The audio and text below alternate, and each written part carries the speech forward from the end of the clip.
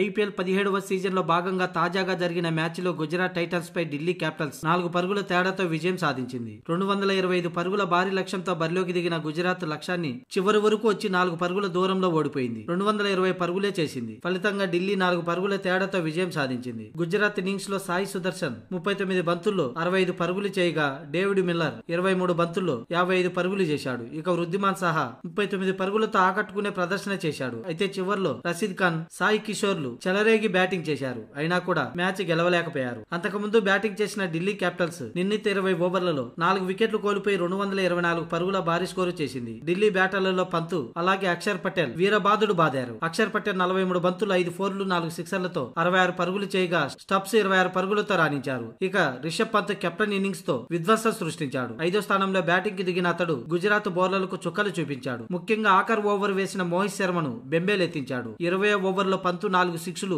1 ఫోర్తో 31 పరుగులు చేశాడు. మొత్తంగా ఈ మ్యాచ్ లో కేవలం 43 బంతులు ఎదుర్కొన్న పంతు 5 ఫోర్లు 8 సిక్సర్లతో 88 పరుగులతో నాట్అవుట్ గా నిలిచాడు. మొత్తానికి పంతు అలా ఆడడం వల్లే గుజరాత్ ముందు భారీ టార్గెట్ ఉంచింది. అయితే ఆ టార్గెట్ ఛేదించేందుకు గుజరాత్ టైటన్స్ కూడా చివరి వరకు పోరాడి 4 పరుగుల దూరంలో ఓటమి పాలైంది. ఈ దెబ్బతో పాయింట్ల టేబుల్లో కూడా మార్పులు వచ్చాయి. 6వ స్థానంలో ఉన్న గుజరాత్ 7వ స్థానానికి రాగా 7వ స్థానంలో ఉన్న డీసీ 6వ స్థానానికి ఎగబాకింది.